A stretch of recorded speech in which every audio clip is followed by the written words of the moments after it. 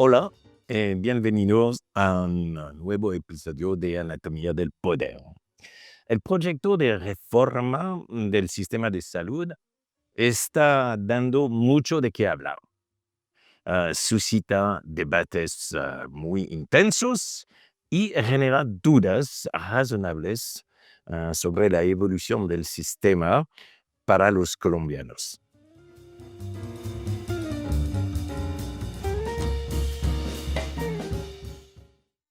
En Anatomía del Poder queremos abordar los temas de fondo que ha generado el proyecto de reforma. Por eso nos hacemos varias preguntas. Por ejemplo, ¿qué es necesario cambiar en el sistema de salud? Uno. Dos. ¿Cuáles son las opciones posibles de cambio en el entorno colombiano? Dos. Tres. ¿La propuesta de Petro se ajusta a las necesidades de cambio? En esta primera conversación sobre el tema nos centraremos en las necesidades de cambio del sistema de salud. Ah, por eso invitamos a Mario Hernández, profesor del Departamento de Salud Pública de la Facultad de Medicina de la Universidad Nacional de Colombia y director de un grupo de investigación en estudios sociohistóricos de la salud y la protección social. Gracias, Mario, para estar con nosotros en Anatomía del Poder. Muchas gracias, Avi, por esa invitación. Al contrario, me siento muy halagado de estar con ustedes hoy. Muchas gracias, Mario. Eh, so, Primero vamos a recordemos las principales características del sistema de salud actual en Colombia, cómo se estableció en la Ley 100 de 1993. Em, Sabemos que los primeros sistemas de salud se remontan al finales del siglo XIX en Alemania. Es decir, que tenemos más de casi 150 años de experiencia en sistema de salud en el mundo, ¿es correcto? Sí, sí, así es. Bismarck, siglo XIX, en un pacto ahí muy fuerte que trató de organizar entre trabajadores y capital para iniciar la seguridad social con contribuciones de ambos. Y si definimos qué es un sistema nacional de salud, es un sistema que define el marco operativo y económico por dentro que los ciudadanos pueden ejercer su derecho fundamental de la salud, de la vida. Es eso un sistema de manera más, con más igualdad, equitativa, etcétera. ¿Es eso para ti un sistema de salud? Sí, es una construcción social relativamente reciente. Yo creo que tiene que ver también con la expansión de los estados nacionales, pero también la expansión de los derechos humanos que esos estados empezaron a reconocer y a garantizar. Es la transformación que se da desde el siglo XIX al siglo XX, sobre todo a mediados del siglo XX, con el pacto, la ampliación del Pacto de Derechos Humanos. Entonces, allí se incluye la salud, la educación, el trabajo, la vivienda, etcétera, como derechos y los estados se lanzan a tratar de garantizar plenamente. Pero hay diferencias, ¿no? Hay trayectorias muy distintas en regiones enteras y obviamente es muy distinto lo que ocurre en el norte global que en el sur global. Y bueno, eso hay que entenderlo bastante bien porque no todos los sistemas van por la misma senda. Ok. Pero podríamos decir, para simplificar, que todos los sistemas, en todos los sistemas de salud, hay tres funciones fundamentales. Una es la financiación, recoger plata para financiar eso.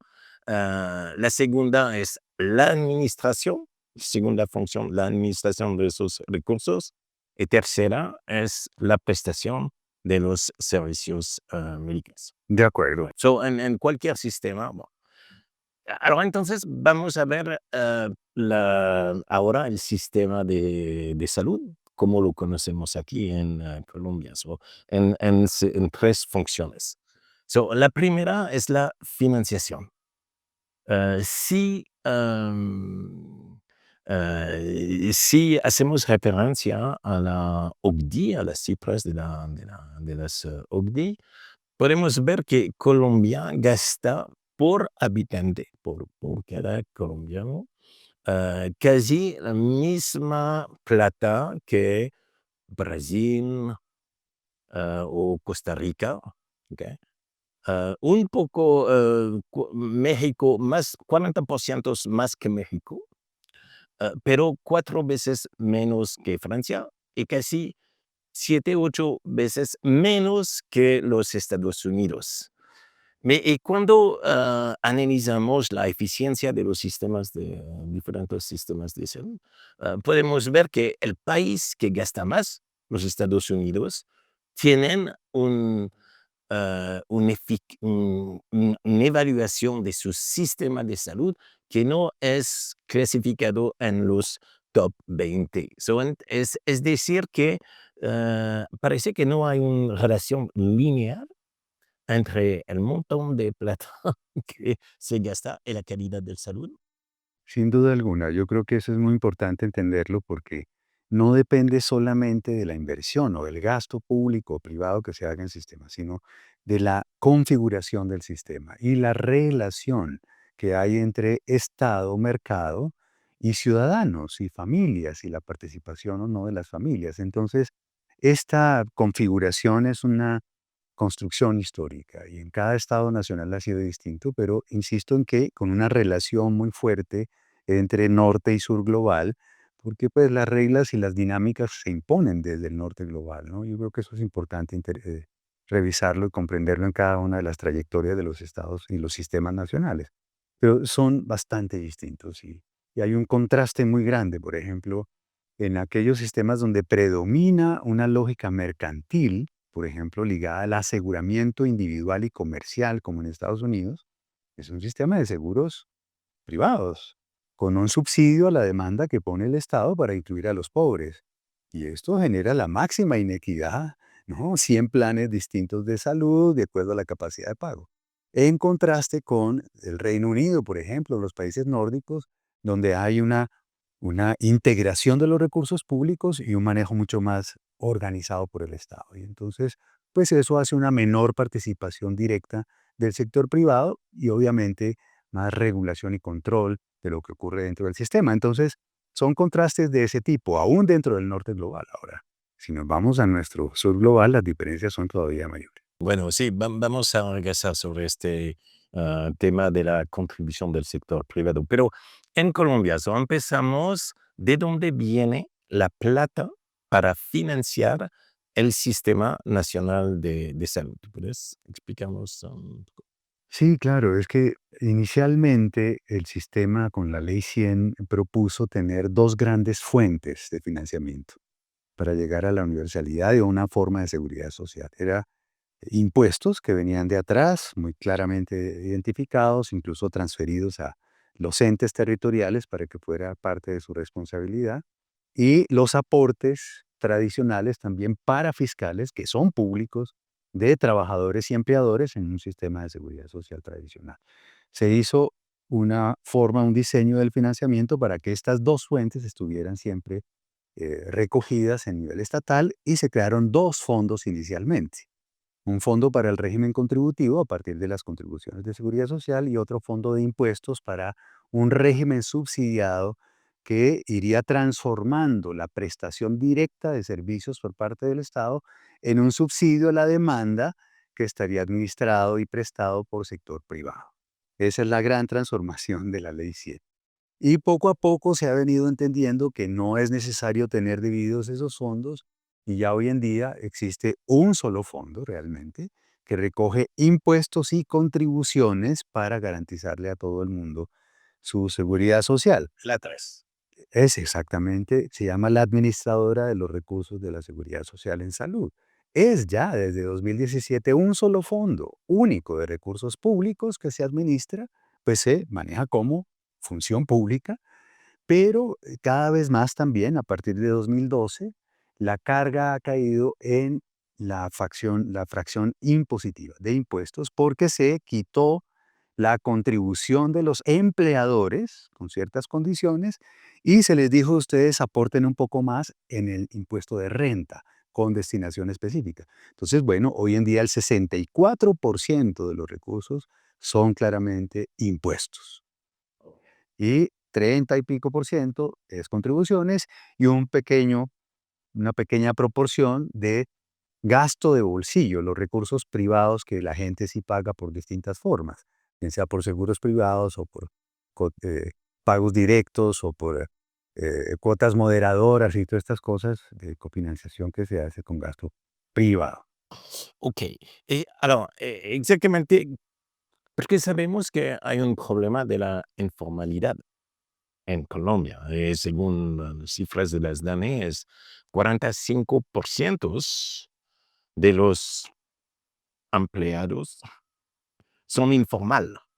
Son más, ok, so, ¿cómo eso afecta efectivamente la financiación del sistema nacional de salud? Porque de los 22 o 23 millones de colombianos que tienen un trabajo, hay solamente 10 millones que contribuyen en eso. ¿Cómo tú ves este problema? Porque definitivamente no es un problema que es menos importante en los países ricos, donde la informalidad es tipo 10-15%, pero no 50%.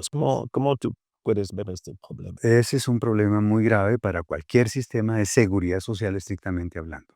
Pero como se ha hecho esta serie de modificaciones en la forma de aportarle al sistema, entonces hoy en día está esta figura del trabajador independiente.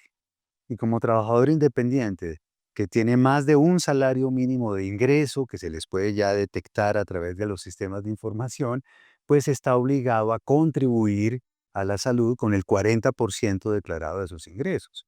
Y pues de allí aporta el 12%. Entonces, claro, hay de todos modos formas de contribución de todo ese sector informal que se tienen cuantificadas, no son muy altas, y como se ha impuesto más o se ha mantenido la contribución formal de los trabajadores formales y se le ha disminuido a los empleadores, entonces esto finalmente está llegando a un modelo de financiación por impuestos. Y yo creo que esa es una tendencia también en varios países latinoamericanos donde la informalidad es un obstáculo para la seguridad social. Entonces yo creo que el problema no está tanto ahí, no es que sea pues un obstáculo ya superior, insuperable, no, se puede perfectamente reorganizar. Si se hace un modelo más, incluso de impuestos sería más claro, ¿no? Con unas contribuciones más directas de parte de empleadores, ojalá más equitativas. Ok, so entonces estamos todavía sobre la financiación, ¿no? del sistema. So tenemos una financiación que podríamos decir pública, que viene vía la ADRES, y también hay una financiación voluntaria de los colombianos. Y entonces, al final, tú tienes una evaluación de qué representa en volumen financiación voluntaria de los sistemas de salud y cuántas personas están capaces de pagar eso en Colombia. Sí, eso es una cosa que sigue siendo una caja negra, porque lo que se puede registrar claramente es cuando hay una compra clara de un seguro privado, pues, llámese plan complementario, medicina prepagada o seguro comercial o lo que sea, que da unos 2.100.000 personas, no más, que tienen esa capacidad de pago. Pero después es muy difícil detectar el conjunto de pagos directos que hace población incluso muy pobre en las farmacias, las droguerías estas abiertas, donde efectivamente ocurre un mercado absolutamente irregular, ¿no? Tanto de prestación como de venta de medicamentos y toda esta cosa, que no está suficientemente registrado. Por otra parte, pues los gastos que tiene la gente de bolsillo a la hora de transitar en su búsqueda de servicios de salud, que en todo caso las EPS, las administradoras, dicen cómo debe ser y le implica unos gastos que hasta ahora no han sido suficientemente reconocidos. Entonces hay un gasto privado, un gasto de bolsillo mucho más alto de lo que se reconoce hoy en el país, a pesar de que se declara la cobertura universal de más del 95% de población con un seguro, sea contributivo o subsidiado. Entonces dice, tenemos cobertura universal, pero a costa de unos gastos de bolsillo que todavía no se han reconocido bien. Ok. So, entonces tú mencionaste las CPS, so es ahora, ok, quitamos la función de financiación y después hablamos de la función de administración de esos recursos. Porque también parece que hay una particularidad en Colombia, donde Colombia, después de la ley 100 en 95, hizo una llamada masiva al sector privado para esta función de administrar los recursos destinados a la salud. Es una particularidad porque otros países decidieron de una otra manera. Por ejemplo, podemos mencionar Dinamarca, o es casi 100% el Estado que hace la administración de esos recursos. So, ¿tú podrías hablarnos de las EPS, de qué pasa? Esta particularidad colombiana que dice que el sector privado es masivamente implicado en la administración de esos recursos, que parece una figura un poco particular. Sí, de acuerdo. Esa es una, un experimento, creo yo. Lo hemos llamado así quienes comparamos sistemas de salud porque ningún otro país tuvo una forma de privatización de los recursos públicos de salud como Colombia, ni siquiera Chile. Chile fue el primer ejemplo latinoamericano, pues, de esta incorporación del sector privado de manera masiva, pero como una parte de la población, a través de las ISAPRES, las famosas de salud previsional, las instituciones de salud previsional, para los que podían pagar ese modelo, y se mantuvo un FONASA, un Fondo Nacional Público para población que no estuviera en ese seguro privado. Bueno, no, en Colombia se dijo, bueno, es el momento de tener otro tipo de articulación entre Estado-mercado y el experimento, insisto, fue Colombia, con un modelo que después se racionalizó en el Banco Internacional de Desarrollo, Interamericano de Desarrollo, que fue por el exministro Juan Luis Londoño de la Cuesta, que impulsó la Ley 100, y por el exministro también de México, Julio Frenk, que dijeron, es que es una forma de relación nueva entre Estado y mercado. El Estado cumple su función de financiamiento recogiendo todos los recursos públicos disponibles, ¿sí? Impuestos y parafiscales, públicos, pero los entrega en administración con unos incentivos particulares a empresas que compiten por obtener el lucro y su rentabilidad de esa función de administración. Y ellos son los que hacen después la organización de las redes de prestación de servicios de acuerdo con bueno, una lógica también muy de eficiencia y rentabilidad. Y con eso se hace control del gasto público con la eficiencia del sector privado y de esta manera entonces se obtiene el mejor de los mundos. ¿Sí? Se corrigen las fallas del mercado y se corrigen las fallas del Estado. Y el mecanismo fundamental para que eso ocurra es una cosa que se llamó la regulación. ¿Sí? O modulación, se le da en un momento dado. Es decir, yo le transfiero los recursos a estos administradores privados o públicos en competencia, después los públicos fueron desapareciendo, con una condición. Yo le doy, te transfiero un pago per cápita, unidad de pago por capitación, que no es exactamente una póliza, sino es por cada persona le transfiero estos recursos públicos.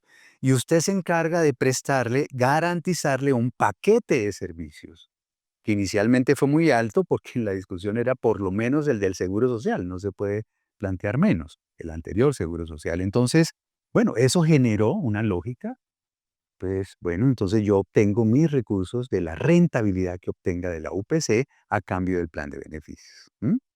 Eso es excepcional. Aquí han dicho que todos los países tienen EPS. No, señor. Esas entidades promotoras de salud, como se dijo promotoras, debieron supuestamente hacer el cálculo de esta manera. Entre menos se enfermen mis afiliados, más rentabilidad voy a tener. Pero descubrieron que lograr ese menos se enfermen implica inversiones de largo plazo, transformaciones culturales, de condiciones de vida, agua, saneamiento, educación, etcétera, que pues un seguro no lo puede garantizar. Entonces dijeron, no, yo me concentro en lo individual y en lo que pueda hacer con cada paciente. Y se dieron cuenta que era mejor disminuir, ¿sí?, el uso de los servicios por distintas formas. Barreras de acceso se llama eso. ¿Ok? ¿Ves? Esa es la lógica del sistema que muy poca gente comprende porque cree que eso es normal, que eso es de todos los países. Eso está bien. Vamos a regresar también donde estoy. Ok, ok, no, está muy bien. Fue por la segunda función del sistema hablamos de la tercera función, que es la prestación de los servicios. Hablamos de servicios ok, médicos. Según la ANDI, las cifras es que el sector, no son hablamos de las IPS, el sector privado entregó casi más de 90% de todos los servicios médicos en Colombia, y solamente 10% por las IPS del público. ¿Está verdad? ¿Es eso? Sí, es así, es una transformación que ha venido dándose en los últimos 30 años, porque, pues, en principio la red pública, era, pues, la que se financiaba por presupuesto directo a los hospitales de todos los niveles, primero, segundo y tercer nivel. Pero eso se transformó en el famoso subsidio a la demanda, es decir, de esta prestación directa a un régimen subsidiado y los hospitales se transformaron en empresas, empresas supuestamente sociales del Estado que tenían que sobrevivir de la venta de sus servicios a los intermediarios EPS para poder subsistir. Entonces, bueno, empezaron a quebrarse porque ellas imponían unas reglas y esas reglas pues fueron avanzando hacia tener su propia red privada de prestación de servicios. Así se haya prohibido la integración vertical, es decir, entre el administrador, la EPS y el prestador, se suponía que no podía haber integración. Pues eso se ha venido dando. Y quien lo enseñó fue precisamente la experiencia de Salud Coop, que recuerdas tú, fue un gran escándalo nacional porque fue incorporando EPS, tres grandes EPS que iban pasando pacientes del Seguro Social, viejo Seguro Social en proceso de liquidación, a estas EPS y llegó a tener más de 5 millones de afiliados y con los recursos de UPC de 5 millones de afiliados empezó a construir sus propias clínicas, más de 100 clínicas en todo el país, es decir, una integración vertical autorizada y simplemente pues, aceptada por los gobiernos, varios aceptaron eso, y cada una fue entendiendo que esa era la mejor manera de subsistir. Las que no, se iban liquidando, y se han venido liquidando y acabando, ojo, sin ninguna contraprestación, se han quedado con recursos públicos, con deudas enormes que ha tenido que asumir el Estado, y sin ningún problema, con toda impunidad, la verdad.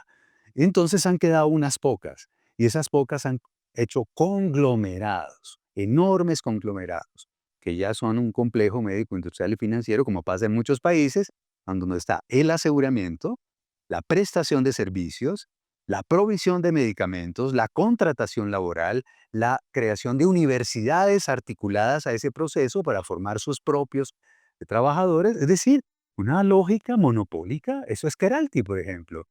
¿Eh? Muchas gracias por so, entonces, tú mencionaste al comienzo que tenemos 150 años de experiencia de sistema de salud, en los diferentes países, pero cada país hay s características muy específicas. Revisamos las 3 funciones: financiación, administración de los recursos, prestación de servicios. Podríamos, decir que las características del sistema de salud en Colombia es que, primero, buena cosa, garantiza una cobertura casi universal, a más 95%. Sin embargo, la el volumen de gastos, es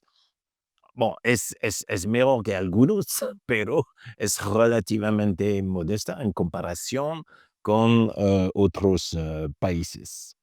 Em, que hay, también, solamente una pequeña parte de los colombianos que pueden ofrecer o pagar servicios complementarios o voluntarios, ¿ok? Es como tal vez 5 millones como por mes. Y que una características es que hay una participación masiva del sector privado en la función de administración de recursos. 75% de los, de los recursos que son manejados por el sector privado, y tú mencionaste que es una particularidad de Colombia, y en la prestación de servicios es 90%, ¿sí? So es eso. So, tenemos, vamos a ver ahora las consecuencias de eso. Em, pero tengo una pregunta, porque en una entrevista del Premio Nobel de Economía de 2024, James Robinson, él diagnosticó que Colombia, son sus palabras, ¿no? No había sabido o no había querido desarrollar instituciones sólidas. Y que es esta falta de institucionalidad favorecía la manipulación del Estado por parte del sector privado en su propio beneficio. Él, tomando los ejemplos de los avances de países como Corea del Sur, como Taiwán, que tuvieron una progresión enorme en reducción de la pobreza, está como, como recomendación, es decir, que el desarrollo de Colombia requiere una nueva configuración de las relaciones entre el sector privado y el Estado, con instituciones sólidas. So, James Robinson fue un diagnóstico completo de Colombia. Es que cree que lo que vemos en el Sistema Nacional de Salud refleja este diagnóstico. ¿Cómo tú valoras efectivamente las relaciones entre las instituciones públicas y el sector privado en Colombia en la función de salud? Ya, tengo una dificultad con aceptar ese planteamiento de Robinson, que se parece mucho al de Douglas North cuando comparó Italia del Norte e Italia del Sur, porque siempre está en la misma lógica, y la lógica es el desarrollo, el crecimiento, el capitalismo va en una sola dirección. Y hay que garantizar con reglas del Estado la seguridad en las transacciones y en los contratos, seguridad jurídica, para que esto en el largo plazo produzca crecimiento y acumulación. Bueno, esto es un poco lo que dicen los manuales, ¿no?, de un buen Estado promotor del capitalismo y del desarrollo en lo que conocemos.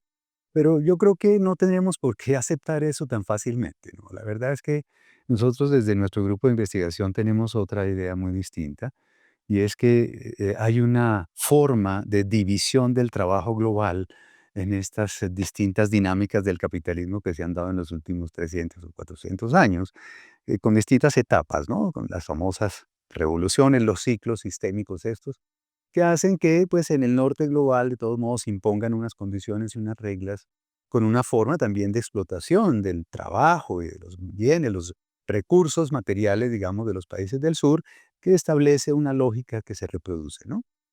Desarrollo y subdesarrollo, todas estas afirmaciones habituales, y que lo único que falta es que estos países subdesarrollados incorporen el asunto, ¿no? Incorporen las reglas que finalmente ellos plantean. No, yo creo que hay que pensar en una forma distinta. E implica esto reconocer las trayectorias, eso sí, las trayectorias históricas desiguales. Implica reconocer la diversidad regional, territorial de cada una de estas experiencias, pero además la forma en que se ha venido dando esa articulación con el nivel central, el desarrollo central del capitalismo, que implica unas élites, claro, unas élites políticas y económicas al mismo tiempo, que van generando ciertas condiciones favorables a esa articulación que reproducen la desigualdad. Unos pocos son los que entran bastante bien a estos ciclos, ¿cierto? Bueno, lo sabemos, en todos nuestros países latinoamericanos hay familias que se han venido enriqueciendo, consolidando en sus patrimonios, que ya son más internacionales y globales que nacionales, mientras que, es decir, se decae profundamente en la calidad de vida de la gente. Y esa inequidad estructural no depende de si le damos mejores condiciones al capital extranjero o no, si cumplimos con la seguridad jurídica, como decía Uribe. Todas esas cosas creo que no nos están llevando por la vida. Entonces, por eso preferimos pensar en comprender cómo se ha dado la configuración específica. Hemos hecho comparaciones, por ejemplo, entre México, Colombia y Brasil. Entendemos unas rutas bastante distintas, en donde, claro, esa relación implica también cierto cierre de los sistemas políticos en distintos momentos y exclusiones sistemáticas de grandes sectores de la población.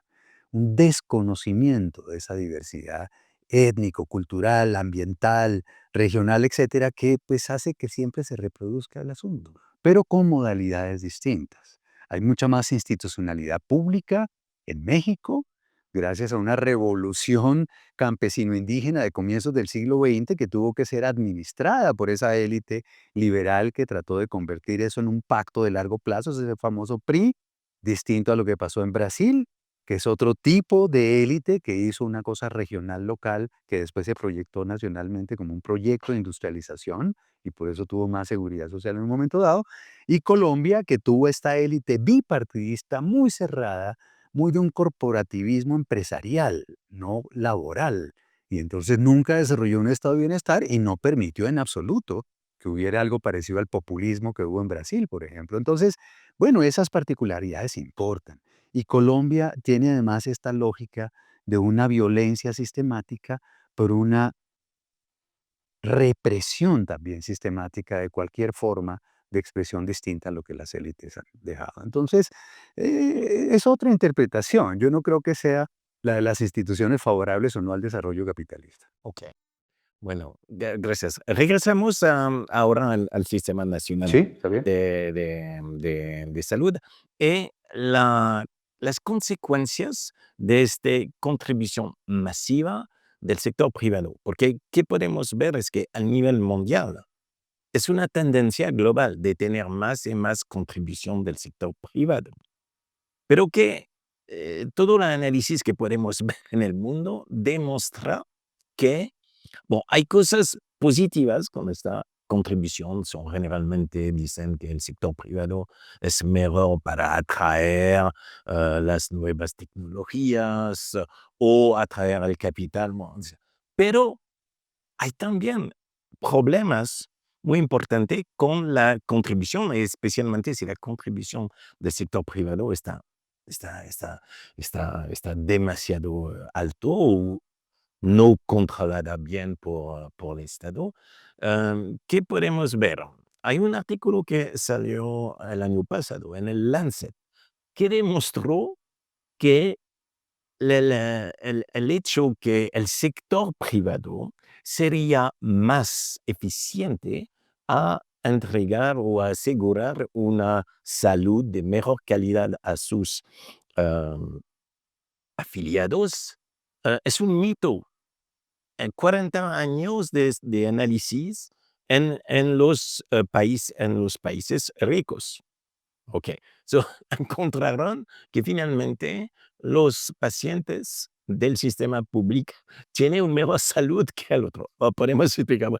Pero también sabemos que en el sector privado hay diferentes mitos. Sabemos que la administración de los recursos es más caro. Ok. So, entonces, otro punto, crea más desigualdad, porque como tú lo mencionaste, la actividad del sector privado incluye, no solamente eso, me incluye de manera muy, con una prioridad alta, la maximización de la renta. So, va a ir a los sectores de la salud donde pueden realizar la maximización de la renta. So, y sabemos que el sector privado hace una medicina finalmente diferente del sector público. Por ejemplo, es evidente que en Dinamarca, que es reconocido por su medicina preventiva, 100% es casi público, es que 90% es público. Ok. Y que los sectores tipo como en los Estados Unidos, no, vamos a ir a una medicina sobre curativa, tratar de usar tecnologías costosas, etcétera, etcétera, etcétera. Entonces, ¿qué es tu opinión sobre las implicaciones de esta contribución muy alta del sector privado en la salud de los colombianos? Sí, yo creo que es bastante evidente ya y es muy difícil decir que no pasa así, que esta configuración que generó la Ley 100 se ha convertido en un impulso a los procesos de acumulación y extracción de rentas públicas en el sector de la salud, de la prestación de servicios de salud. Y esto ha hecho entonces, ha generado una gran desigualdad, una inequidad espantosa. Cuando uno recorre el país se da cuenta de que se sufre con esa inequidad, ¿no?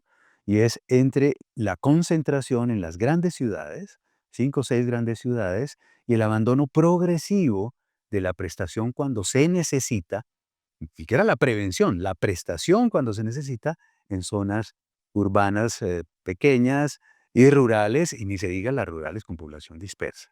Es un abandono. ¿Pero por qué se abandonó?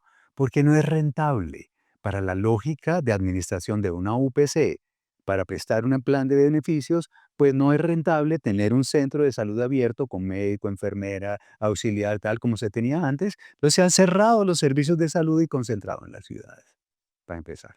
Pero además se abandona la prevención, porque la prevención lo único que se puede hacer es escasamente seguir la pista al hipertenso, al diabético, y no va más allá cuando se está pensando en individuos enfermos de los cuales yo tengo que obtener una rentabilidad en la administración de los recursos. Entonces, salud pública está abandonada en el país, ¿sí? No se tiene visión de salud pública. Y el Estado ha quedado absolutamente minimizado en su capacidad territorial de gobernar la salud según necesidades, no según demandas de atención, ¿sí? Y entonces, claro, ay, esto está manga por hombro, es decir, no hay un Estado que sea capaz entonces de generar un proceso de control de las necesidades en la población, sino un sometimiento a la lógica de la rentabilidad del aseguramiento. ¿M? Ojo, pues eso queda evidente, por ejemplo, en la comparación entre Dinamarca y Estados Unidos, ¿sí? En Estados Unidos todo está armado justamente para garantizar la acumulación de ese capital que se mueve en el complejo médico-industrial global, que hoy en día es un frente mundial de acumulación. Eso está atado a la propiedad intelectual, está atado a lo que se llamó capitalismo informacional, capitalismo cognitivo. Entonces es una dinámica de acumulación global, claro que sí, y eso presiona a todos los sistemas. Pero Dinamarca ha preferido no entrar en esa lógica porque sabe que los resultados en materia de calidad de vida, de prevención, incluso de gasto, son mayores cuando se tiene control de un proceso preventivo de promoción de salud, de la calidad de vida de la gente, que cuando se está solo atento a la atención ya al final, que es donde se mueve la plata, ¿no? Donde circulan los recursos. Entonces, bueno, eso es interesante. Nosotros tendríamos que aprender de esta experiencia acumulada y decir, hombre, vámonos en otro sentido, porque no podemos seguir repitiendo la historia. Y no es un problema de alineación de incentivos, como decía el exministro Alejandro Gaviria. No, es que si alineamos los incentivos bien y cada uno cumple su función, esto funciona perfecto. No, hizo su política de atención integral en salud y no funcionó alineando incentivos. Entonces, bueno, necesitamos una transformación más profunda. Precisiones. Para terminar nuestra discusión, ah, finalmente, ¿qué necesita mejorar el sistema de salud a corto y largo plazo en Colombia? ¿Qué es tu... Sí. Claro, eso lo hemos venido discutiendo hace muchos años, no es una cosa que resulte de la coyuntura del presidente Petro. Al contrario, el gobierno de Petro lo que hizo fue recoger esa discusión y decir, bueno, vámonos por esta alternativa de fortalecimiento, ojo, de la función pública en el sistema de salud comprometida con las necesidades y con la prevención y la promoción de la salud, no solamente con la atención ya en el final de las cosas. Y para eso se necesita empoderar, fortalecer, pero no solo al nivel central, que eso es importante. La ADRES ya es un fondo público, hay que fortalecerlo y que ese fondo público sea capaz de hacer fluir los recursos hacia donde deben fluir, es decir, donde más se necesitan de las redes de prestación de servicios. Y eso implicaba entonces o quitarles esa función a las EPS, ahora se dice por lo menos darles una función distinta para que acompañen el flujo de los recursos y de los pacientes, sobre todo en las regiones, y vámonos a los territorios. Esa es la propuesta, en eso consiste, fortalecer la función pública, es decir, que se tenga en cuenta que hay unos entes territoriales, unos muy pequeños, otros más grandes, entonces se pueden armar regiones de salud con una administración pública y una coparticipación allá, frente a necesidades, ¿cierto? Entre privados y públicos, pero siempre con una visión de salud pública y de necesidades de la población y de superación de inequidades, que no podemos seguir en esta inequidad tan espantosa. Entonces hay que ofrecer servicios de salud aunque no sean rentables financieramente. Eso está en la ley 1751 del Derecho Fundamental a la Salud en Colombia. La rentabilidad social de la red de prestación de servicios no puede ser solo financiera. Bueno, todas estas cosas están ya en las normas. El asunto es cómo llevarlos a cabo de la forma más rápida posible para poder hacer una transformación profunda. Pero hay unos intereses creados, hay una configuración ya tan fuerte del poder económico que es lo que se ha opuesto realmente a la reforma y eso hay que reconocerlo. Ok, bueno, muchas gracias, Mario, por las luces que nos has dado, que sin duda nos dan bases sólidas para seguir evaluando en anatomía del poder la propuesta de reforma de salud del gobierno de Gustavo Petro. Muchas gracias. Muchas gracias a ti, Javi, por la invitación. Entonces, podemos concluir con, con esta evaluación del Sistema Nacional de Salud de Colombia como un sistema que permite, que ofrece una cobertura universal, bien, pero desigual e inequitativa, con una participación masiva del sector privado. Entonces, muchas veces, muchas gracias otra vez a Mario por esta explicación y a ustedes muchas gracias por suscribirse a nuestro canal de YouTube. Los invitamos a que nos sigan en nuestras redes sociales. Un agradecimiento especial a Viviana Bello, la directora de este podcast, a Jairo Arenas y Hernando Salazar por la investigación y a Karen Buitrago por la edición y a Escalata Film por la producción. Au revoir.